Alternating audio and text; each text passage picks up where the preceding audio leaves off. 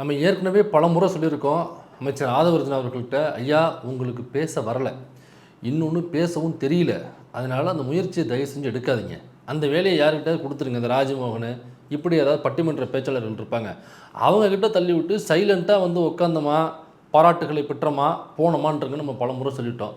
இல்லை நான் வந்து ஒரு உரை ஆத்தியே தீருவேன், ஒரு சொற்பொழியை ஆத்தியே தீருவேன் அப்படின்னு ஒரு அரை மணி நேரத்துக்கு உளறி வச்சுருக்காப்புல. அந்த அரை மணி நேரத்தில் உளர்னது என்ன அப்படிங்கிறதா இந்த சல்லியாக போட்டு நொறுக்கிட்டீங்களா ப்ரோக்ராமில் இப்போ நம்ம போட்டு நொறுக்க போகிறோம். சல்லியா நொறுக்கிட்டீங்களா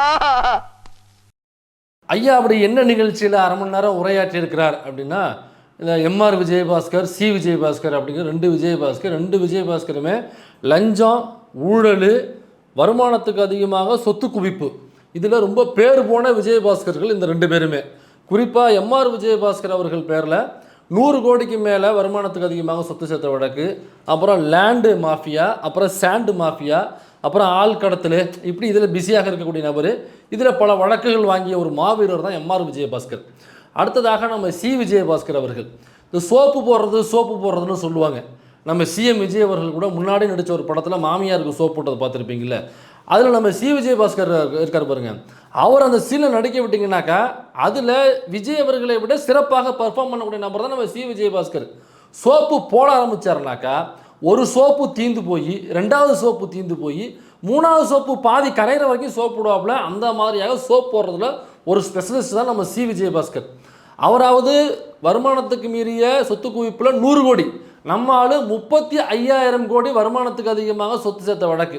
அது மட்டும் இல்லை, அப்புறம் லஞ்சம் வாங்கினது, ஊழல் வாங்கினது, குட்கா ஊழல், அப்புறம் லேண்டு, சாண்டு, அப்புறம் லொட்டு லொசுக்கு, இப்படி அவருடைய அஃபிடவிட்டில் மட்டுமே கிட்டத்தட்ட 15 பக்கங்கள் மட்டுமே லஞ்சம், ஊழல், சொத்து குவிப்பு வழக்குகளுடைய பட்டியல். 15 பக்கத்துக்கு இப்படியாக ஒரு கரைபிடிந்த ஊழல்வாதிகள் தான் இந்த ரெண்டு பேரும். இவங்க ரெண்டு பேரையும் ஊழலை ஒழிக்க போகிறேன் அப்படின்னு சொல்லிட்டு கட்சி ஆரம்பித்தார்ல ஒருத்தர், அந்த கட்சியில் இவங்களை சேர்க்குறாங்க. அதற்கான இணைப்பு விழா. அந்த இணைப்பு விழாவில் தான் ஐயா நம்ம ஆதவர்ஜன் அவர்கள் பேசும்போது என்ன சொல்கிறாரு, அது கரூரில் அந்த 41 பேர் அந்த இறந்தவர்களுடைய வீட்டில் அவங்க விட்ட கண்ணீர் இருக்குல்ல, அந்த கண்ணீரில் தான் ஸ்டாலின் அவர்கள் குளத்தூரில் தோற்று போனார் அப்படின்னு சொல்கிறாப்புல. சரி, அங்கே ஒரு 41 குடும்பத்தினுடைய கண்ணீரில் தான் ஸ்டாலின் அவர்கள் தோற்று போனார் அப்படின்னாக்கா, அப்போ நீ கரூரில் ஜெயிச்சிருக்கணும்ல. ஸ்டாலின் தோற்று போனார், கரூரில் யாரும் ஜெயிச்சது? கரூரில் ஜெயிச்சது எம்ஆர் விஜயபாஸ்கர், ரெட்டால தானே ஜெயிச்சிச்சு, அங்கே விசில் ஜெயிக்கலையே. அப்போ அங்கே திமுக தோக்கிறதுக்கு 41 பேர் இறந்ததான் காரணம்னாக்கா, அப்போ கரூரில் நீங்கள் தோக்கிறதுக்கு காரணமும் அந்த 41 பேரோட சாவுன்னு வச்சுக்கலாமா? சரி, எங்கேயோ லாஜிக் கிடைக்குதுல்ல. இப்போ நேரடியாக விஷயத்துக்குள்ளே போயிடுவோம். அண்ணன் என்ன வளர்க்காரு அப்படிங்கிறத இப்போ நம்ம பார்ப்போம். நேற்று கூட்டணி கட்சியோடைய மீட்டிங்லாம் நடந்துட்டு இருந்துச்சு. அப்ப அங்க வந்த அனைத்து தலைவர்களும், காங்கிரஸோட தலைவர்கள், நேற்று காலையில் வந்த கம்யூனிஸ்ட் தோழர்கள், மதிமுக தலைவர், விசிகே உடைய தலைவர், இந்திய கம்யூனிஸ்ட் ஐஎம் தலைவர்கள் சொன்ன ஒரு வார்த்தை, நீங்க ஆட்சி அமைக்கிறதுக்கு என்ன நிலைப்பாடோனா எடுப்பீங்கன்னு நினைச்சோம். மாண்புமிகு முதலமைச்சர் அவர்களை பார்த்து சொன்னார்கள், 108 வந்தவொடனே நீங்க அதிமுகவுடைய இபிஎஸ் அவர்களிடம் ஆதரவு கேட்பீங்கன்னு நினைச்சோம். அதாவது என்ன சொல்ல வராப்புலன்னா, அந்த 108 வந்தவனையே நீங்கள் ஆட்சி அமைப்பதற்கு பெரும்பான்மைக்கு இன்னொரு 10-12 சீட்டு தேவையில்லையா, அப்போ நீங்கள் நேரடியாக அதிமுக கிட்ட தான் போய் கேட்பீங்கன்னு நாங்கள் நினச்சோம், ஆனால் அப்படி நீங்கள் போகலை அப்படின்னு சொல்ல வர்றாப்புல. யார் அப்படி சொன்னதாக? அதாவது சிபிஐ, சிபிஎம், ஐயுஎம்எல், விசிகா, அப்புறம் இந்த கட்சிகளுடைய தலைவர்கள் எல்லாம் நாங்கள் அங்கே போவோம்னு நினச்சோம், ஆனால் நீங்கள் அப்படி போகவே இல்லை அப்படின்னு சொன்னதாக சொல்கிறாப்புல. இவர் இந்த மேட்ரு சொன்னது உண்மையா பொய்யா, நாங்கள் உண்மையிலேயே அந்த ஸ்டேட்மெண்ட்டை நாங்கள் விஜய்கிட்ட சொன்னோம் அல்லது ஆதவர்ஜுனாகிட்ட சொன்னோங்கிறத சிபிஐ, சிபிஎம், ஐயுஎம்எல், விசிகாவுடைய தலைவர்கள் உறுதிப்படுத்தாத வரை இது அப்பட்டமான பொய். எனக்கா வாயை திறந்தாக்கா இவருக்கு பொய் மட்டும்தான் வரும், பொய்யை தவிர வேறு ஒன்றும் இவர் சொல்வதில்லை. இவர் சொல்லாத இவர் சொன்ன பொய்களை லிஸ்ட்டு போட்டோம்னாக்கா அது 2 மணி நேரம் வீடியோவாக போகும். அந்த பொய்களை மட்டும் லிஸ்ட் அவுட் பண்ண சொல்லியிருக்கேன். ஒரு கட்டம் எடுத்துக்கிட்டு இருக்காங்க. அது நாளைக்கு அந்த வீடியோ நம்ம பார்ப்போம். அதனால் இப்படி சொன்னதாக சொல்கிறாப்புல இல்லை. ஆனால் உண்மை என்னென்னா, முதல்ல இவங்க 108 இடங்களில் வந்தவனையும் முதல்ல கூட்டணி பேச்சுவார்த்தை நடத்தினது எங்கன்னா அதிமுக கிட்ட தான் அவங்க கூட்டணி பேச்சுவார்த்தை நடத்தினாங்க.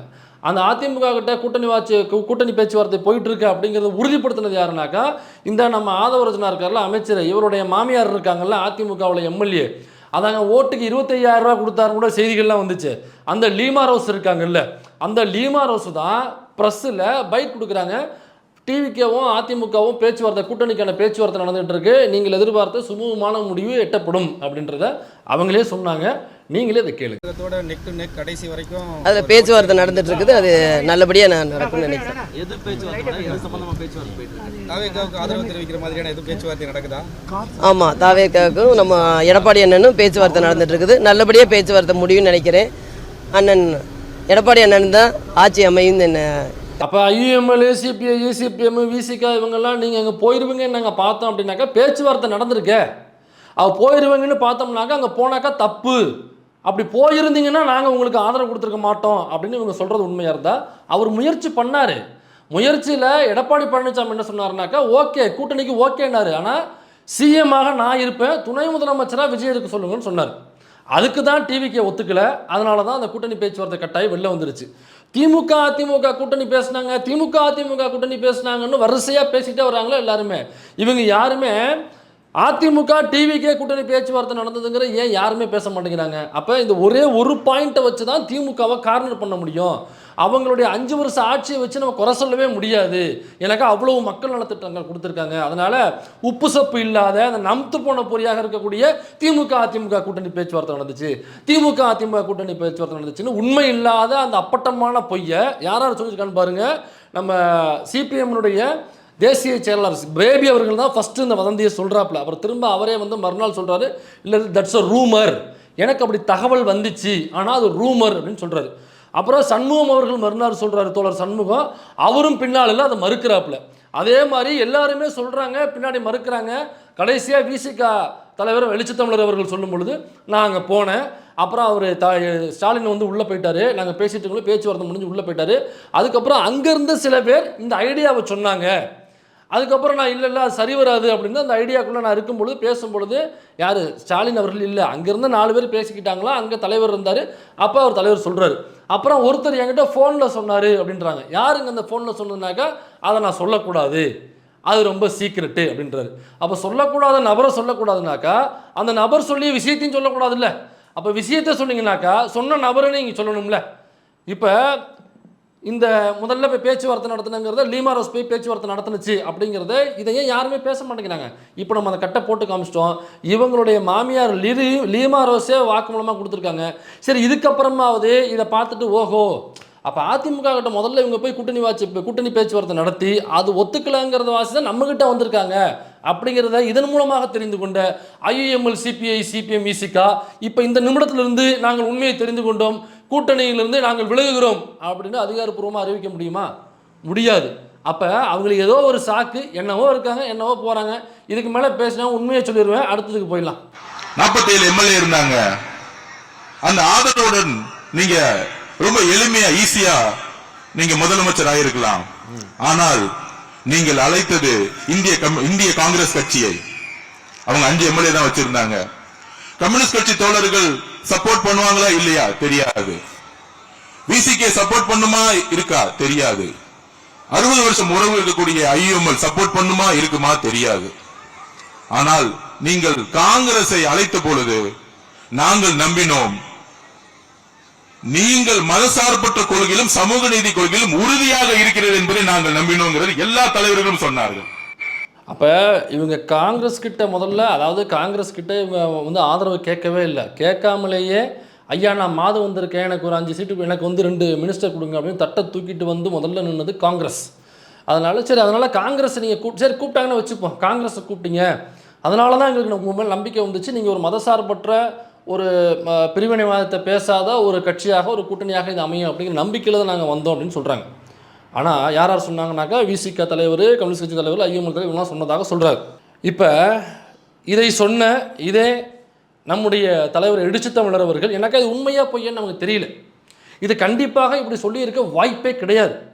ஏன் நான் வாய்ப்பே கிடையாதுன்னு சொல்கிறேன்னா, இதே எழுச்சித்தமிழர் அவர்கள் இந்த கூட்டணி பேச்சுவார்த்தை நடப்பதற்கு சிறிது வாரங்களுக்கு முன்பு பேசியது என்னன்னாக்கா, நீங்களே பாருங்க. தம்பி சீமானும் தம்பி விஜயும் இன்றைக்கு RSS பெற்றெடுத்த பிள்ளைகள் என்பது அம்பலமாகிவிட்டது. பாஜகவின் பிள்ளைகள் என்பது அம்பலமாகிவிட்டது. பிரபாகரன் பெயரை சொல்லி தமிழ்நாட்டு மக்களை ஏமாற்றி விடலாம் என்று கணக்கு போட வேண்டாம், சொல்ல கடமைப்பட்டிருக்கிறோம். இதுலேருந்து ஒரு 2 வாரத்துக்கு முன்னாடியே அல்லது ஒரு வாரத்துக்கு முன்னாடி பிஜேபியினுடைய கள்ளக்குழந்தை, ஆர்எஸ்எஸ்னுடைய தத்துப்பிள்ளை, பி டீம் அப்படின்லாம் பேசின அரசியல் ஆசான் தலைவர் எழுச்சி தமிழர் ஒரு வாரம் கழிச்சு நீங்கள் மதசார்பற்ற கூட்டணின்னு பேசுவார்னு இவர் சொல்கிறாருனாக்கா அப்போ யார் சொல்கிறது உண்மை? அப்போ எழுச்சி தமிழர் சொல்கிறது உண்மையா அல்லது நம்ம ஆதவர்ஜுனா சொல்கிறது உண்மையா? இல்லை இப்படி கூட கேட்கலாம், அப்போ எழுச்சி தமிழர் சொன்னது பொய்யா அல்லது ஆதவர்ஜுனா சொன்னது பொய்யா? அப்ப எங்களுடைய தலைவர் தமிழ் வெற்றி கழகம் எம்எல்ஏக்கள் தேவைப்பட்டாலும் காங்கிரஸ் 5 எம்எல்ஏக்களுடன், கம்யூனிஸ்ட் தோழர்களுடன், பிசிக தோழர்களுடன், ஐஎம்எல் தோழர்களுடன் ஆட்சி அமைக்கிறதுக்கு கடைசி நாள் வரைக்கும் போராடினோம். ஆனால் ஏன் அதிமுகவுடைய திரு இபிஎஸ் பழனிசாமி நாங்கள் ஆதரவு கேட்கவில்லை? It's a political strategy. அது எடப்பாடி பழனிசாமி கிட்ட நாங்கள் ஆதரவே கேட்கல. ஏன் கேட்கலனாக்கா அது ஒரு பொலிட்டிக்கல் ஸ்ட்ராட்டஜிங்கிறாப்புல. அப்போ கேட்கல அப்படின்னு சொல்கிறாப்புல. நீங்கள் ஏற்கனவே பார்த்தீங்க, இவருடைய மாமியார் லீமா ரோஸ் தான் சொன்னாங்க உள்ளே பேச்சுவார்த்தை போயிட்டுருக்குங்கன்னு சொன்னாங்க. அப்போ உள்ளே பேச்சுவார்த்தை போயிட்டுருக்குன்னு அவங்க சொன்ன லீமா ரோஸ் சொன்னது உண்மையா பொய்யா? நீங்கள் வைக்கவே இல்லைன்னு சொல்கிறீங்களா, ஆனால் உங்கள் மாமியார் சொல்லியிருக்காங்களேன்ட்டு ஏன் எந்த பத்திரிகையாளரும் இதுவரை ஆதவர்ஜுனா கிட்ட இந்த கேள்வியை முன்வைக்கவே இல்லை? அல்லது இந்த திமுக அதிமுக கூட்டணின்னு சொல்லிட்டு இருக்காங்களா, அவங்ககிட்ட போயிட்டு ஏங்க இதுக்கு முன்னாடி ஃபஸ்ட்டு அதிமுக கிட்ட கூட்டணி பேசுனது டிவிக்கே தானேங்க, தலைவர் எழுச்சி தமிழர் அவர்களே நீங்கள் சொல்லுங்கள், அதிமுக கிட்ட கூட்டணி பேசுறது முதல்ல டிவிக்கே தானேங்க, ஐஎம்எல் தலைவரே, சிபிஎம் தலைவரே, சிபிஐ தலைவரே, தேசிய செயலாளர் பேபி அவர்களே முதல்ல டிவிக்கே வந்து அதிமுக கிட்ட முதல்ல கூட்டணி பேச்சுவார்த்தை பேசுனது டிவிக்கே தானேங்க.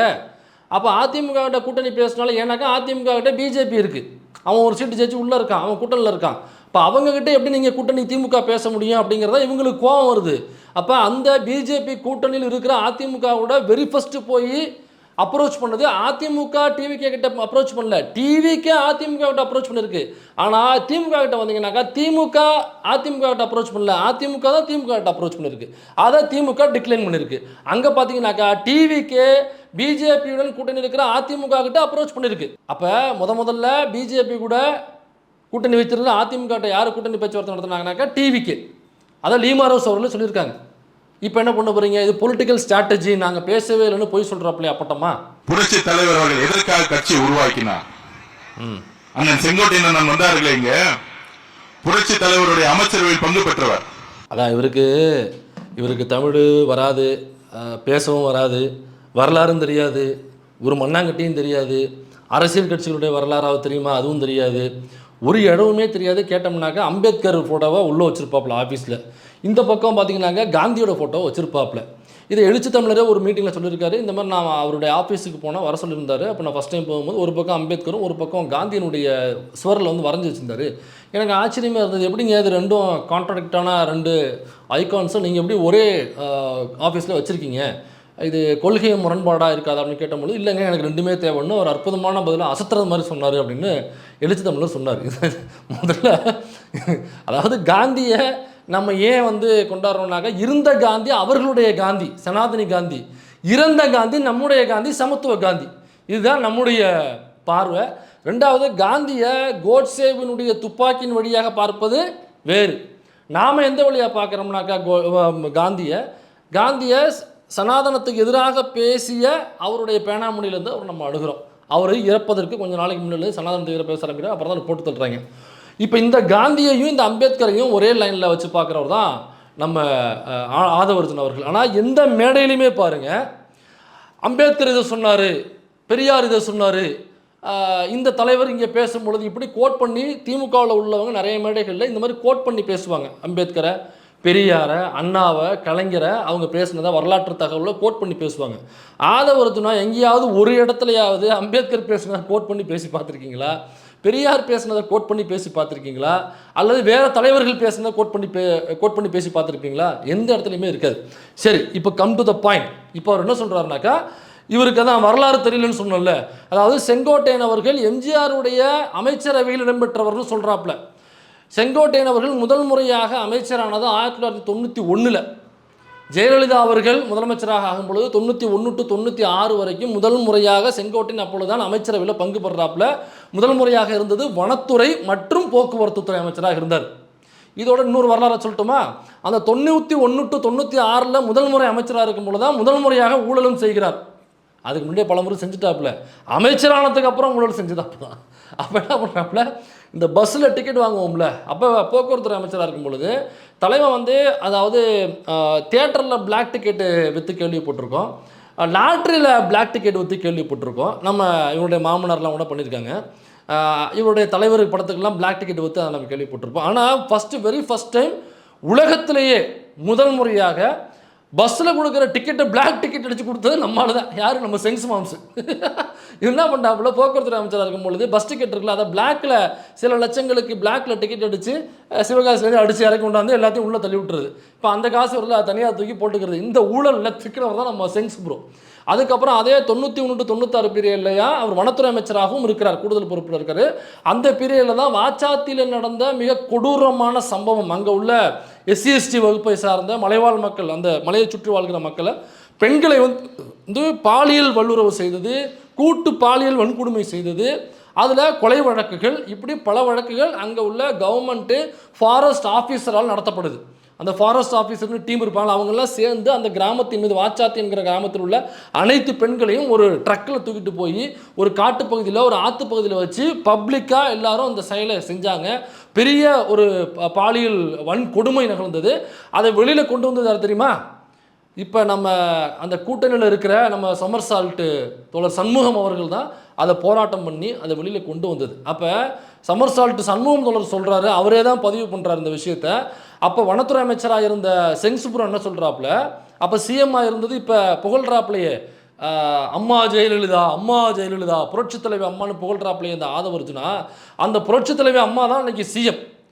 அப்போ இந்த விஷயம் வந்து மிக பயங்கரமான விஷயமா தமிழ்நாடு முழுக்க கொண்டு போய் சேர்த்தது சிபிஎம் கட்சி, தோழர் சமர்சால்ட் சண்முகம் தோழர் தான் அதை கொண்டு போய் சேர்த்தது. அவரும் அண்ணாமலை தோழர்னு நினைக்கிறேன், அங்கே உள்ள ஒரு எம்எல்ஏ, அவங்க 2 பேர் தான் கொண்டு போய் சேர்த்தது. அப்போ இந்த சண்முகம் தோழரும் அண்ணாமலை தோழரும் வந்து ரொம்ப டிஸ்டர்பன்ஸாக இருக்காங்க. குறிப்பாக சண்முகம் தோழர் வந்து ரொம்ப டிஸ்டர்பன்ஸாக இருக்கார்.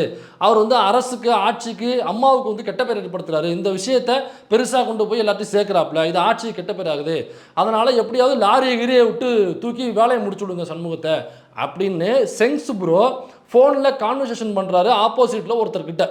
அதில் அந்த பிஎஸ்என்எல் ஊழியராக ஒருத்தர் இருந்தவர் கம்யூனிஸ்ட்கார்.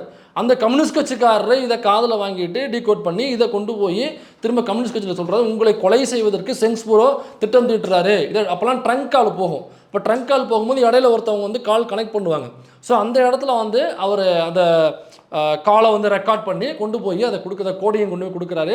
அதை திரும்ப என்ன பண்ணுறாங்க, தமிழ்நாடு முழுக்க இந்த மாதிரி சிட்டிங் அமைச்சராக இருக்கக்கூடிய செங்ஸ் ப்ரோ அப்போ வந்து கம்யூனிஸ்ட் கட்சி அதிமுக கூட்டணியில் இருக்கிறது. அதிமுக கூட்டணியில் கம்யூனிஸ்ட் கட்சி இருக்குது. அப்போ கூட்டணியில் இருக்கிற அந்த கம்யூனிஸ்ட் கட்சியினுடைய ஒரு பொறுப்பாளராக இருக்கிற சண்முகம் தோழரையே போட்டு தள்ளுறதுக்கு ஐடியா பண்ணவர் தான், ஆணை பிறப்பித்தவர் தான் நம்ம செங்ஸ் ப்ரோ. உங்களுக்கு இதில் ஏதாவது டவுட் இருந்துச்சு அப்படின்னாக்கா நீங்கள் நம்ம சமர்சால்ட் சண்முகம் தோழர்கிட்ட நீங்கள் கூப்பிட்டு கேட்கலாம். காம்ரேட் டாக்கீஸில் வாச்சாத்தி அப்படின்னு டாக்குமெண்ட்ரி இருக்குது. அந்த டாக்குமெண்ட்ரி நீங்கள் பார்த்தீங்கன்னாக்கா நம்ம சண்முகம் தோழர் முழுக்க அதை விவரிச்சிருக்காரு. குறிப்பாக இந்த போர்ஷனை அவர் சொல்லியே இருக்காரு. வேணா அந்த போர்ஷனை மட்டும் நம்ம போட்டு காமிக்கிறேன். அப்போதைய வனத்துறை அமைச்சர் செங்கோட்டையனும் அவரோட ஆதரவாளர்களும் இந்த சம்பவத்தை மூடி மறைக்க பல முயற்சிகள் செய்தாங்க.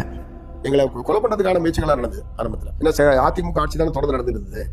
அப்போ அவர் வந்து ஒரு நாள் என்ன அவங்களோட பெரிய தொல்லையாக இருக்கு, எங்களை இந்த அண்ணாமலை சண்முகத்தோட பெரிய தொல்லையாக இருக்கு, அவனை ஏதாவது ரோட்டில் போகும்போது ஒரு ஆக்சிடென்ட் பண்ணி முடிங்கப்பா அப்படின்னு சொல்லி அவனை முடிச்சுட்டு அப்புறம் மற்றதெல்லாம் நம்ம பார்த்துக்கலாம் அப்படின்ற முறையில் அவர் ஃபோனில் அப்பெல்லாம் ட்ரங்க் புக் பண்ணி தான் பேச முடியும். அப்போ அந்த ட்ரங்க் புக்கிங்கில் இருந்த நம்முடைய பிஎஸ்என்எல் ஊழியர்கள் அதை ரெக்கார்ட் பண்ணி எங்கள்கிட்ட வந்து கொடுத்து அப்புறம் அதை வந்து நாங்கள் அமலப்படுத்தி தமிழ்நாடு பூரா இந்த செங்கோட்டையனுடைய இந்த கொலை முயற்சி, கொலை தூண்டுதல்ன்றதுக்கான எதிராக ஒரு கண்டன ஆர்ப்பாட்டம் தமிழ்நாடு பூரா கட்சியின் சார்பில் நடந்துவிட்டு அப்படி தான் அது வந்து நாங்கள் தப்பிச்சோம். ஒரு வேளை இல்லைன்னா நான் அப்படி உட்காந்து பேசிட்டு இருக்க மாட்டேன், அப்பயும் பிடிச்சிருப்பாடுவோம். அதில் பிஎஸ்என்எல் ஊழியர்களுடைய அந்த உதவி பெரிய உதவி. அதனால் 1991 தான் முதல் முறையாக ஜெயலலிதா அவர்கள் இருக்கும் பொழுது தான், அவர் சிஎம் ஆகும் பொழுது தான் அமைச்சரவையில் முதல் முறையாக பங்கு பெறுகிறார் நம்ம செங்ஸ் ப்ரோ. அதுக்கு முன்னாடி எம்ஜிஆருடைய அமைச்சரவையில் செங்ஸ் ப்ரோ அமைச்சர் கிடையாது என்கிற வரலாற்று தகவலை, அந்த ஃபேக்ட் செக்கை யூடர்ன் செய்ய வேண்டாம், நானே செய்துவிட்டேன். இதை தயவுசெய்து கட் பண்ணி யாராவது செங்ஸ் ப்ரோவுக்கும் நம்ம ஆதவர்ஜுனா, மரியாதைக்குரிய அமைச்சர் ஆதவர்ஜுனாருக்கும் தயவு செஞ்சு கொடுங்க. அடுத்த மேடையில் தவறான தகவலை மக்களிடம் பரப்பாதீர்கள் என்கிற கோரிக்கையுடன் மேலே என்னன்னு கேட்போம். அதுக்கப்புறம் புரட்சி தலைவி அம்மா அவர்கள் அதிமுகவை வழிநடத்திய பொழுது எதற்காக என்ன சொல்லி வழிநடத்தினார்கள்? இந்த திமுக தீய சக்தி குடும்பம் ஊழலுக்காக உருவாக்கப்பட்டது. அது யார் ஊழலை பற்றி பேசுகிறாலும் விவசாயே இல்லை. முதல் முறையாக திட்டமிட்ட கொள்ளைக்காரி அப்படின்னு ஊழல் வழக்கில் நீதிமன்றத்தில் நீதிபதி தீர்ப்பு எழுதும் பொழுது ஜெயலலிதா அவர்களை குறிப்பிட்டு எழுதியது, ஜெயலலிதா ஒரு திட்டமிட்ட கொள்ளைக்காரி, மக்களுடைய பணத்தை திட்டமிட்டு கொள்ளையடித்திருக்கிறார் அப்படிங்கிற லைனோடு தான் தீர்ப்பே வந்துச்சு. அதுதான் அந்த அம்மா வந்து A1 குற்றவாளியாகவும் A2வாக சசிகலா அவர்களையும் உள்ளே சேர்த்து சசிகலா அவர்கள் ஜெயிலில் இருந்தது இதற்காகத்தான். அதில் A1 குற்றவாளியாக குற்றம் சுமத்தப்பட்டு குற்றம் நிரூபிக்கப்பட்டு தண்டனை வந்து அறிவிக்கப்பட்டது A1 குற்றவாளி ஜெயலலிதா அவர்களுக்கும் சேர்த்து தான்.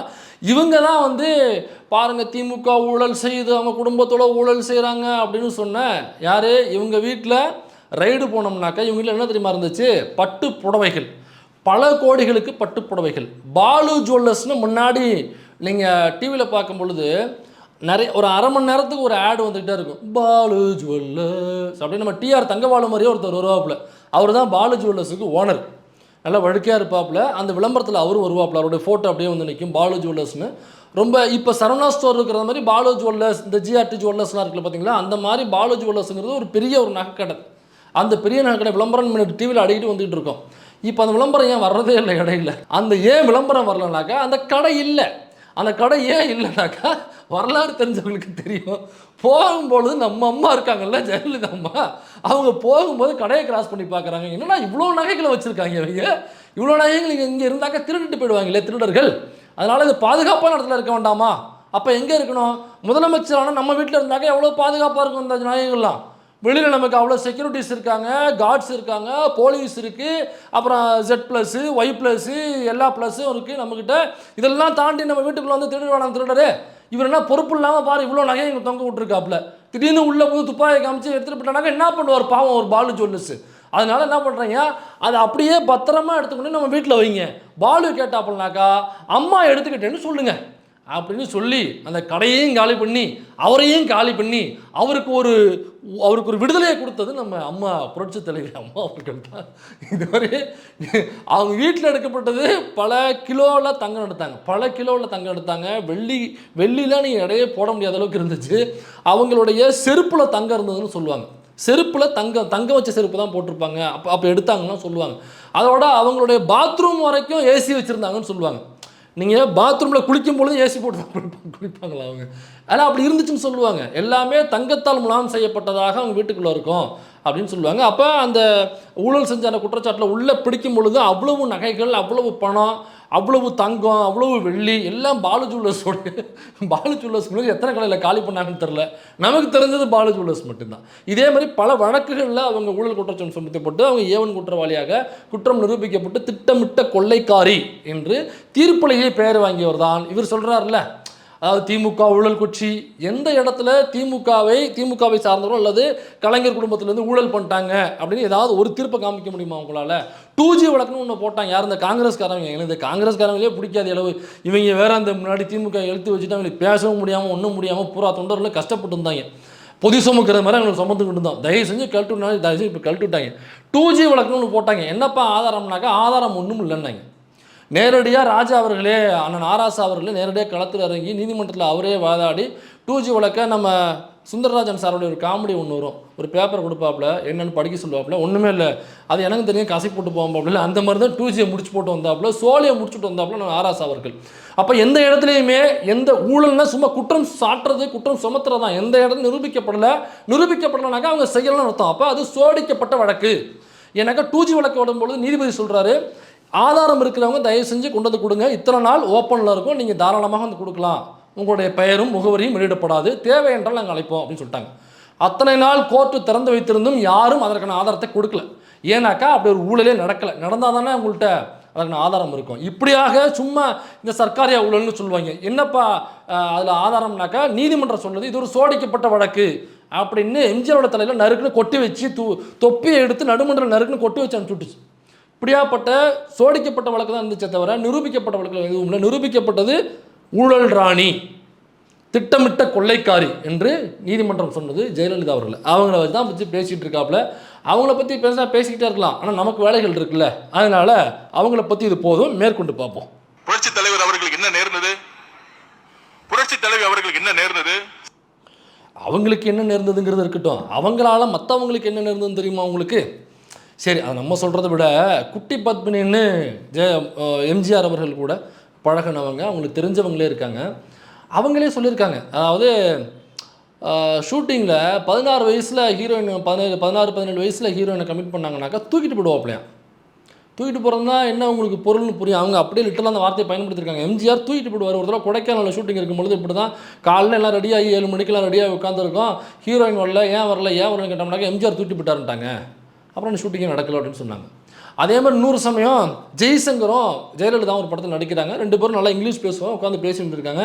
இதை யாரோ போய் எம்ஜிஆர்ட்ட சொன்னோன்னே எம்ஜிஆர் வீட்டில் இருந்த எம்ஜிஆர் அங்கேருந்து அந்த சுடாத துப்பாக்கி எடுத்து போட்டு இல்லாத குண்டை இருக்குன்னு சொல்லி உள்ளே தள்ளி விட்டு துப்பாக்கி குண்டை எடுத்துகிட்டு வந்து ஜெய்சங்கர் அவர்களை சுடுவதற்கு துப்பாக்கியோடு வீட்டுக்கு வந்தவர் தான் எம்ஜிஆர் அவர்கள். அன்னைக்கு ஜெய்சங்கர் அவர்கள் இல்லை, வெளியூர் போயிட்டார்னு நினைக்கிறேன். ஒருவேளை வெளியூருக்கு போயிட்டாருன்னு தெரிஞ்சுக்கிட்டு தான் அவர் துப்பாக்கி எடுத்துகிட்டு வந்தாராங்கிறது நமக்கு தெரியாது, அது நமக்கு தெரியல. அவர் வந்த நேரத்தில் ஜெய்சங்கர் இல்லை. இதை நான் சொல்லலைங்க, இதை சொன்னது குட்டி பத்மினி அவர்கள். நீங்களே அதை கேளுங்க. ராமண்ணா அப்படின்னு ஒரு டைரக்டருடைய படத்தில் நீ அந்த படம் பேர், அதில் ஜெயலலிதாக்காவும் ஜெய்சங்கர் அங்கிளும் ஒன்றா ஆக்ட் பண்ணுறாங்க. ஜெயலலிதாக்காவுக்கு இங்கிலீஷ் யாராவது நல்லா பேசினா அவங்களுக்கு ரொம்ப பிடிக்கும். ஸோ ஜெய்சங்கர் அங்கிளும் நல்லா பேச அவங்க 2 பேருக்குள்ளே ஒரு நல்ல நட்பு வந்து உருவாகுது.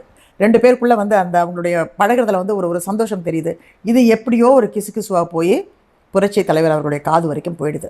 அவ்வளவுதான். ஒரு நாள் வந்து அவர் என்ன பண்ணுறாருன்னா, ஒரு துப்பாக்கி எடுத்துக்கிட்டு ஜெய்சங்கர் அங்கிள் ஜெயலலிதாக்கா வீட்டில் இருக்கிறதா நினச்சிக்கிட்டு துப்பாக்கி எடுத்துக்கிட்டு சுட வந்துடுறாரு. ஆனால் அந்த வீட்டில் அப்போ ஜெய்சங்கர் அங்கிள் நல்ல வேலை இல்லை. இருந்திருந்தா அன்னைக்கு ஜெய்சங்கர் அங்கிள் அவர் சுட்டிருந்தாலும் சுட்டிருப்பார். அம்மாவுடைய உணர்வு, புரட்சி தலைவரோட அம்மாவுடைய உணர்வு ஒவ்வொரு அதிமுகவுடைய தொண்டருக்கும் அவனுடைய உயிர்நாடி இருக்கிறது.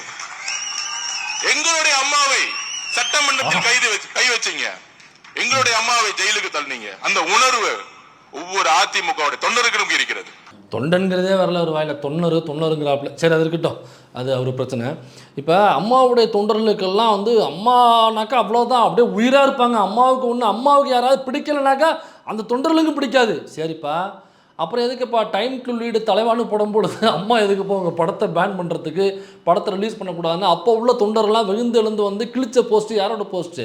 ஏன்னா அஜித்குமாரோடைய போஸ்ட்டை கிழிச்சாங்க, ஏகே போஸ்ட்டை கிழிச்சாங்களா, இல்லை அப்போ இருந்தால் விக்ரம் அவருடைய ஃபோட்டோ கிழிச்சாங்களா, அல்லது சூர்யா வச்சுருந்த பேனர் கிழிச்சாங்களா, அவர் படத்தில் பேனரை? இல்லையே, அன்னைக்கு விஜய் அவருடைய தலைவா படத்தினுடைய பேனரில் ஃபுல்லாக கிழிச்சாங்க.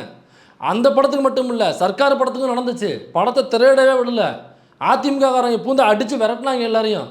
அப்போ உள்ள அந்த விஜய் அணில் குஞ்சுகள்லாம் கூட தெரில, அது ஒருவேளை அமைச்சராக இருக்கலாம், இப்போ நமக்கு என்ன தெரியும். அப்போ உள்ள அணில் குஞ்சு தொண்டா இருந்துச்சு, அருவாலாம் வச்சு உடைய பிடிச்சி அணில் குஞ்சு நான் யார் தெரியுமா பேனரில் கையை வச்சு அப்படின்னுச்சு. பேசிகிட்டு இருக்கும்போதே தள்ள தட்டு தூக்கிட்டு போனாங்க, அப்படியே தூக்கிட்டு போய் உள்ளே வச்சாங்க அன்னைக்கு. அப்போ அன்னைக்கு டைம் டு லீட் அப்படின்னு போட்டதுனால, ஒரே ஒரு டைம் டு லீடுன்னு போட்டதுனால அந்த அம்மா தூக்கி வச்சுச்சு பாருங்க. அப்போ சரியான அப்பா வச்சுச்சு. அன்னைக்கு பாருங்க, நம்ம அண்ணன் போட்ட வீடியோ ஒன்று இருக்குது, அது வேற நம்ம மனசில் வேற அது வேற வந்து போயிட்டுருக்கு. சரி, அந்த வீடியோ கிளிக் பண்ணிங்களே பாருங்கள். எல்லோருக்கும் வணக்கம். இந்த தலைவா திரைப்படம் சில தவிர்க்க முடியாத சில காரணங்கள்னால தமிழகத்தில் ரிலீஸ் ஆகலை. எல்லாருமே ஹோல் யூனிட்டே கொஞ்சம் ரொம்ப ஆடிப்போய் தான் இருக்கும், அதிர்ச்சியில் இருக்கும்.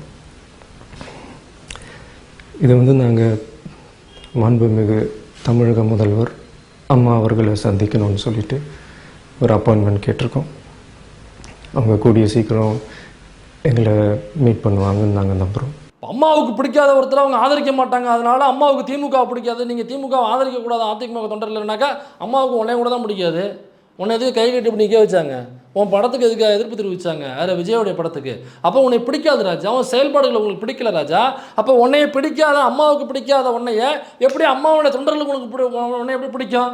அப்போ ஒருவேளை பிடிக்கும் அப்படின்னாக்கா அவங்க அம்மாவுடைய தொண்டர்களே கிடையாது, அவங்க அம்மாவோட தொண்டர்கள் கிடையாது, அவங்க வேற ஏதோ தொண்டர்கள்.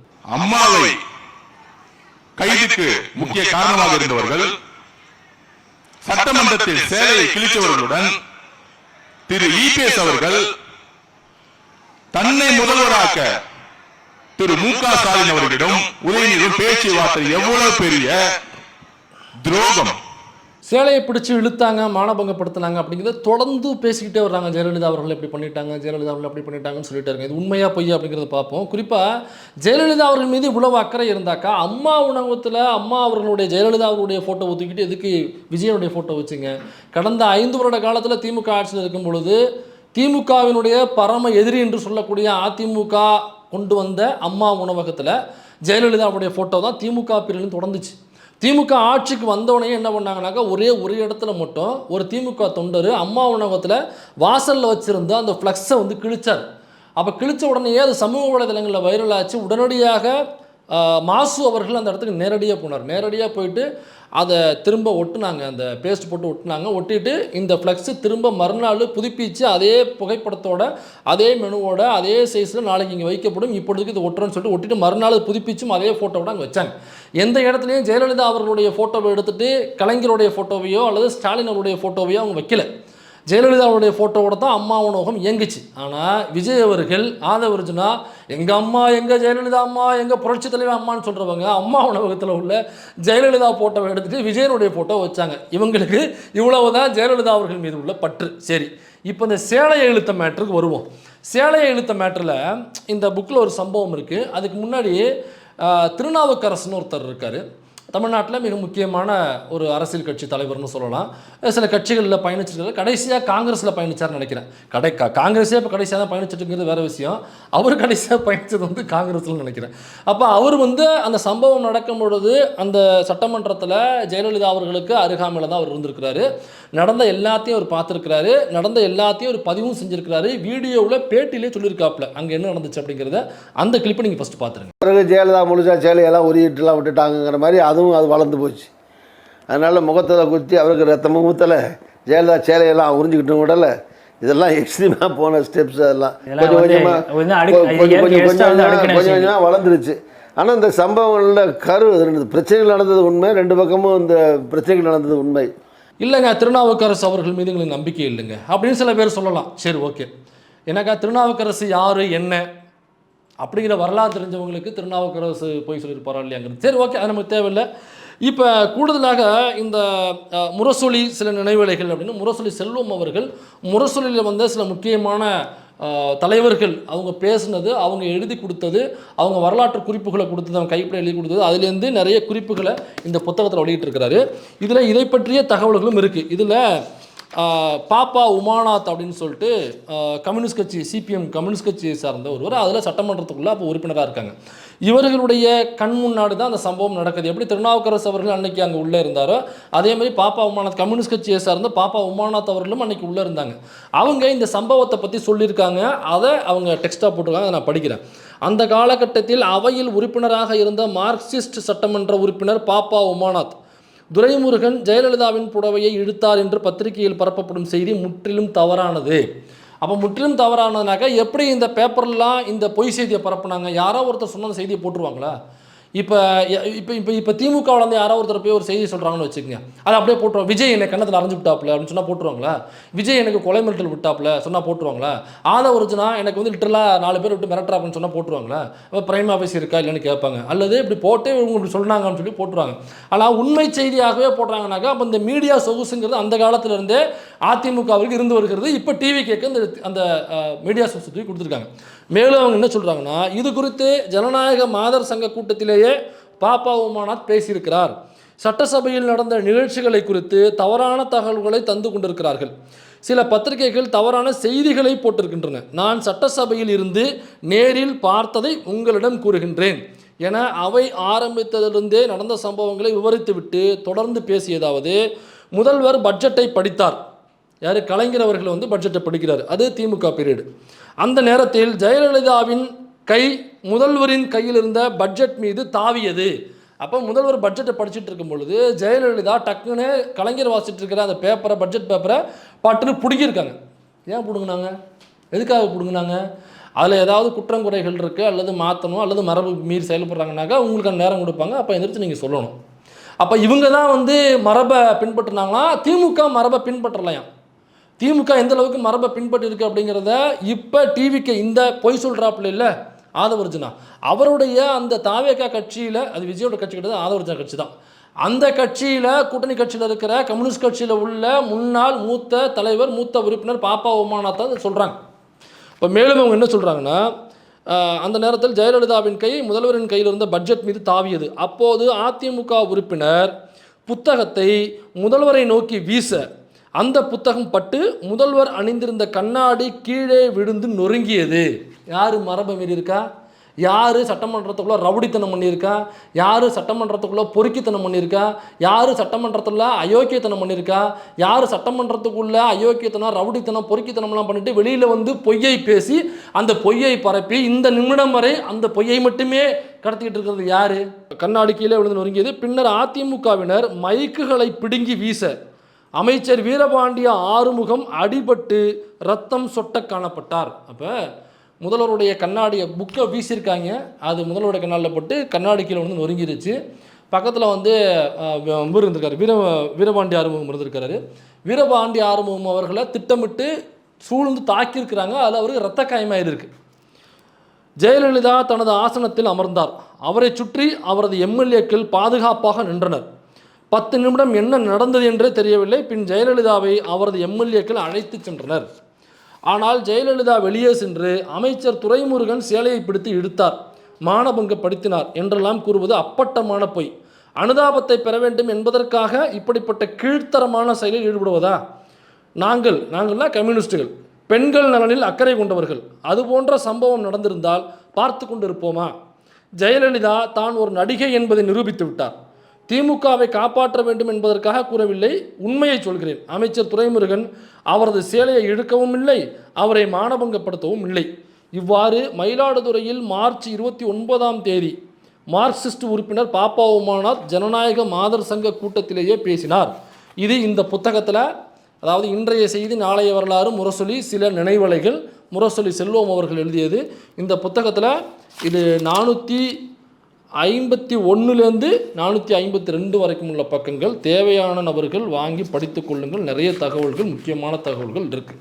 அப்போ அங்கே உள்ள ரவுடித்தனம், பொறுக்கித்தனம் பண்ணிட்டு அப்போ ஒரு ப்ரீ பிளான்டாக உள்ளே போயிருக்காங்க. நான் போகிறேன், நான் அதை ஃபஸ்ட்டு பிடிச்சி இழுக்கிறேன், பிடிச்சி இழுத்தோடனே நீங்கள் வீசுங்க, கலைஞர் மீது தாக்குதல் பண்ணுங்கள், அவள் பண்ணோடனே யாராவது காப்பாற்ற வருவாங்க, அவரை அடித்து வீழ்த்திடுங்க, அதுக்கப்புறம் நான் ஓரமாக வந்து உட்காந்துடுறேன், என்னை வந்து ரவுண்ட் அப் பண்ணி நின்றுங்க அப்படின்னு சொல்லியிருக்காங்க. இப்போ ப்ராப்பராக ஒரு ஒரு ஒரு ஐடியாலஜியோட ஒரு பெரியார், அம்பேத்கர், மார்க்ஸை படிச்சுட்டு அல்லது அண்ணாவை படிச்சுட்டு அந்த திராவிட கொள்கையின் வழியாக வந்தவங்க இந்த மாதிரியான பொறுக்கித்தனத்தை, ரவுடித்தனத்தை சட்டமன்றத்தில் செய்வாங்களா? அப்போ ஜெயலலிதா அவர்களிடம் இருந்த எம்எல்ஏக்கள் எல்லோருமே ரவுடிகளாக இருக்கிறவங்களையும், பொறுக்கிகளாக இருந்தவர்களையும், அயோக்கியர்களையும், திருடர்களையும், மொல்லமாரிகளையும், முடிச்சவைக்கைகளையும் அவங்க எம்எல்ஏக்களாக தன்னுடைய ஆட்சியில் வச்சுட்டு இருக்காங்க. அதனால தான் இப்படியாப்பட்ட செயல்கள் உள்ளே நடந்திருக்கு. இதெல்லாம் செஞ்சுட்டு இது எதுவுமே செய்யாமல் மரபுப்படி, நாகரிகப்படி கொடுக்க வேண்டிய மரியாதையை கொடுத்துட்டு உள்ளே உட்கார்ந்திருந்த திமுகவை சார்ந்த கலைஞராக இருக்கட்டும், வீரபாண்டிய ஆறுமுகம் அவர்களாகட்டும், இன்னும் மற்ற நபர்களாக இருக்கட்டும், இவங்கெல்லாம் செய்யாததை இவங்க செஞ்சுட்டு பழைய தூக்கி இவங்க மேலே போடுறது. இந்த ஃபார்முலாவை தான் நீங்கள் பாருங்கள். இந்த 5 வருடங்கள், 5 வருடம் ஒருவேளை ஆட்சி நடந்தால் அந்த 5 வருடத்துக்குள்ள இந்த சட்டமன்றத்துக்குள்ள ஒரு நாள் இதே மாதிரியான நிகழ்வு எதிர்க்கட்சி தலைவருக்கு கண்டிப்பாக நடக்க வாய்ப்பு இருக்கிறது. ஆளுங்கட்சியை சார்ந்த நபர்கள் இந்த ரவுடிகளாக மாற்றப்பட்டு அல்லது வெளியே இப்போ வந்திருக்காங்க பாருங்க, அதிமுக அவங்கள உள்ளே தூக்கி பை எலெக்ஷனில் ஜெயிக்க வச்சு உள்ளே கொண்டு வந்து இதை எதிர்க்கட்சி அன்னைக்கு கலைஞருக்கு நடந்தது திரும்ப வரலாற்றில் உதயநிதி ஸ்டாலின் அவர்களுக்கு நடக்க வாய்ப்பு இருக்கிறது. என்னக்கா ஸ்டாலின் அவர்களுக்கு நடந்திருக்கு, அதே நிகழ்வு திரும்ப உதயநிதி ஸ்டாலின் அவர்கள் நடக்க வாய்ப்பு இருக்கிறது. குறித்து வச்சுங்க, நடக்கிறதா இல்லையான்னு மட்டும் நீங்கள் பொறுத்திருந்து பாருங்க. மார்க்சிஸ்ட் கம்யூனிஸ்டுடைய அகில இந்திய தலைவர் திரு பேபி அவர்கள் சொன்னார், நாங்கள் ஏன் தமிழக வெற்றி கழகத்திற்கு ஆதரவு கொடுக்கிறோம்னா அதிமுகவும் திமுகவும் பிஜேபியும் சேர்ந்து ஆட்சி அமைக்க போது அதனால நாங்கள் இருக்கிறோம்னு சொன்னார். அதே பேபி அவர்கள் மறுநாள் என்ன சொன்னார்னாக்கா, எனக்கு அப்படி அங்கே உள்ள தோழர்கள் சிலர் தகவல் தந்தார்கள், ஆனால் அது முற்றிலும் தவறான செய்தி, அது ஒரு அவதூறு, அது ஒரு ரூமர் செய்தி, அதில் எந்த விதத்திலும் உண்மை இல்லை அப்படிங்கிறத மறுநாள் அதே பேபி அவர்கள் சொன்னார். அதை பாவம் ஒரு பார்க்கல போல் இருக்கு. சரி, நம்ம அந்த வீடியோ கிளிப்பை போட்டுவிடுவோம். இதை பார்த்துட்டாவது அமைச்சர் ஆதவர்ஜன் அவர்கள் திருந்தட்டும். அப்போ அந்த கிளிப்பை கொஞ்சம் போட்டுவிடுப்பா.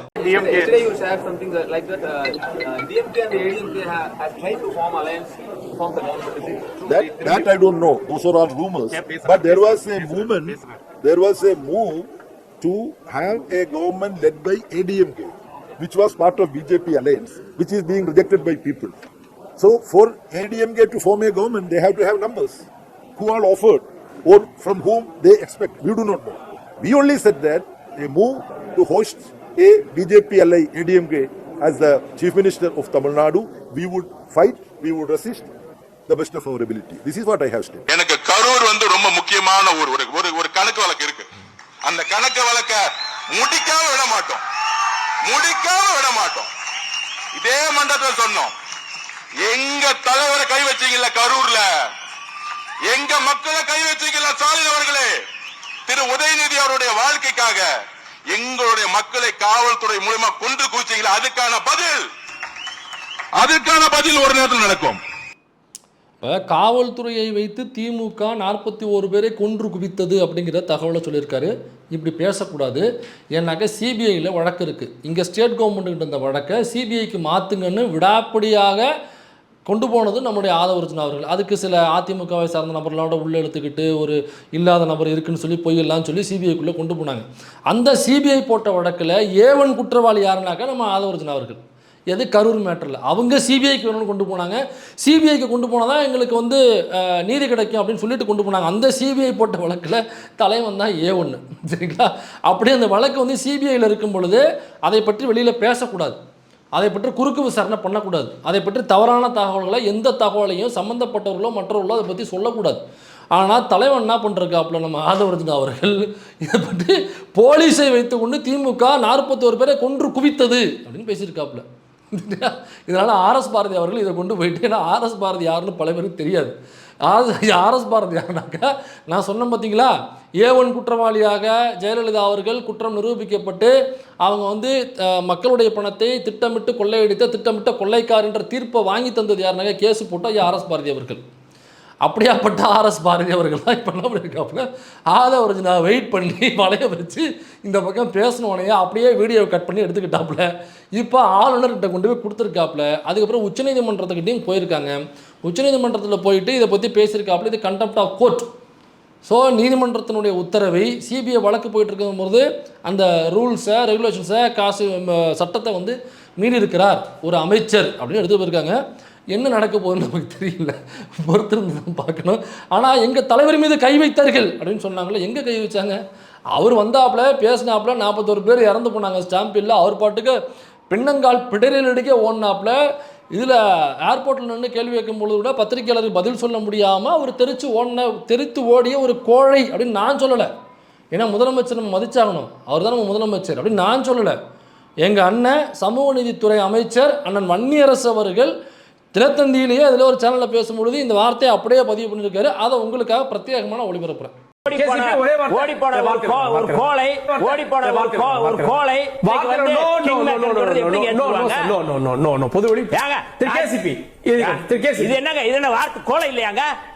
மக்களை பார்க்காம ஓடுற ஒரு கோலை, மக்களை பார்க்காம ஓடுற ஒரு கோலை.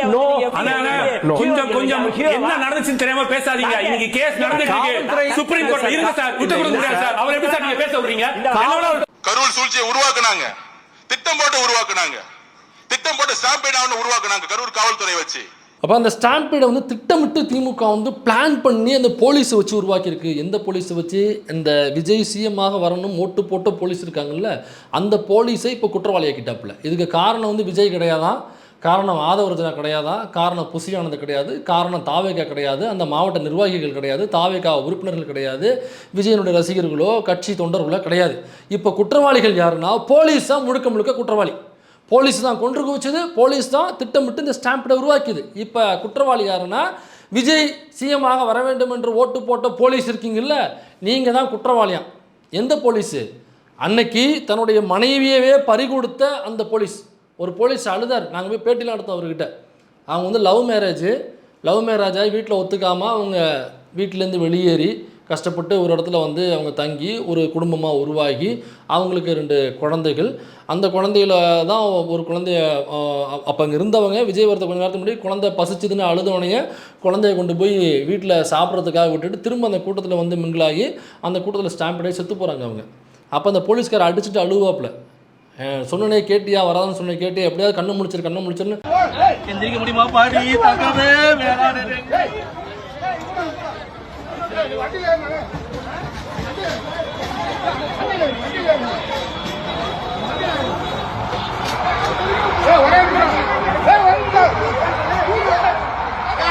அதெல்லாம் பார்த்துட்டு நமக்கு 2 3 நாள் தூக்கமே இல்லை. ஆனால் இதை வச்சு எப்படி அரசியல் பண்ணுறாங்க இவங்க? இதை வந்து திமுக தான் செஞ்சிச்சு, போலீஸ் தான் செஞ்சிச்சுன்னு சொல்லிட்டு கண்ணெதிர ஒரு போலியான ஒரு பிம்பத்தை, ஒரு பொய்யை எப்படி கட்டப்படுத்தி விட்டு அதில் ஓட்டு வாங்கலாம், அதில் பை எலெக்ஷனில் ஜெயிக்கலாம், அதற்கான கிரவுண்டை நம்ம தயார் பண்ணணும் அப்படிங்கிற எண்ணம் எப்படி வரும்? முதல்ல அந்த குழந்தைகளுடைய மூஞ்ச பாருங்கள். 1.5 வயசு குழந்தை, 1 வயசு குழந்தை, 3 வயசு குழந்தை, 4 வயசு குழந்தை, ஒரு அம்மா நெஞ்சு எலும்பு நொறுங்கி போய் செத்து போச்சு மிதிச்சதில் இவங்க. இதெல்லாம் பார்க்கும்பொழுது உங்களுக்கு எப்படி இதை ஓட்டு வாங்குற ஒரு மிஷினாக, ஓட்டு வாங்குற ஒரு ஓட்டு பெட்டியாக உங்களால் எப்படி பார்க்க முடியும்னு தெரியல. எவ்வளோ பெரிய ஒரு சைக்கோவாக இருந்தாலும், எவ்வளோ பெரிய கொடூரனாக இருந்தாலும், எவ்வளோ பெரிய வில்லனாக இருந்தாலும், அந்த குழந்தை இறந்து கிடக்கிறத பார்த்துட்டு அதை ஓட்டாக மாற்ற முடியும் என்னால், இந்த பிணத்தின் மீது ஏறென்று என்னால் ஜெயிக்க முடியும், இதை என்னால் ப்ரொபகண்டாவாக மாற்ற முடியும், இதை வச்சு நேரட்டிவ் செட் பண்ண முடியும், இதை வச்சு நான் வந்து இன்ஃப்ளூயன்சர்ஸ் வச்சு பேச வச்சு நான் வேறு மாதிரி செட் பண்ணுவேன், இந்த வச்சு அன்னைக்கு பேசின இன்ஃப்ளூயன்சர்ஸ் இருக்காங்க பார்த்தீங்களா, அவனுங்கெல்லாம் அந்த தொழிலுக்கு, இன்ஃப்ளூயன்சர் தொழிலுக்கு வேறு ஏதாவது தொழிலை பார்க்கலாம் அப்படின்னு பல பேர் சொன்னாங்க. நானுமே அப்படி தான் நினைக்கிறேன். அந்த வச்சு நேரட்டிவ் செட் பண்ணுறதுக்காக இது பாருங்கள், இந்த இவங்க வந்து கொண்டுட்டாங்க, அவங்க வந்து கொண்டுட்டாங்க, யாரெல்லாம் பேசுனாங்களோ அவங்க எல்லாருமே இந்த ஸ்டேட்மெண்ட்டுக்கு உகந்தவர்கள். அதனால் இப்போ இதை வச்சு எப்படி ஓட்டாக மாற்றணும்னு நினைக்கிறாங்கன்னு தெரியல. அந்த கிரவுண்டை செட் பண்ணுறது தான் நம்மளுடைய மரியாதைக்குரிய அமைச்சர் ஆதவர்ஜுன் அவர்கள் இந்த கிரவுண்டை செட் பண்ணுறதா முயற்சி பண்ணியிருக்காரு. பார்ப்போம், பொறுத்திருந்து பார்ப்போம். எனக்கா அங்கே டிவிக்கே வரக்கூடாதுன்னு தான் மக்கள் வந்து ரெட்டலைக்கு ஓட்டு போட்டிருக்காங்க. ஆனால் எம்ஆர் விஜயபாஸ்கர் விசிலுக்கு வந்திருக்காப்புல. ஆனால் மக்கள் ரொம்ப தெளிவாக இருப்பாங்க. இந்த சம்பவத்துக்கு யார் காரணம் அப்படிங்கிறது மக்களுக்கு தெரியும். யாருக்கு தெரியுதோ இல்லையோ அங்கே கரூரில் உள்ள மக்களுக்கு தெரியும். அவங்க கூட போய் நீ கூட்டணி வைக்கிறேன்னு யாரை நினைக்கிறாங்களோ மக்கள், அவங்களுக்கு கண்டிப்பாக வாக்களிக்க மாட்டார்கள் கரூர் மக்கள். அதில் ரொம்ப தெளிவாக இருப்பாங்க. அதனால் பொறுத்திருந்து பார்ப்போம் எலெக்ஷன் என்ன நடக்குதுன்னு. நன்றி, நமக்கம்.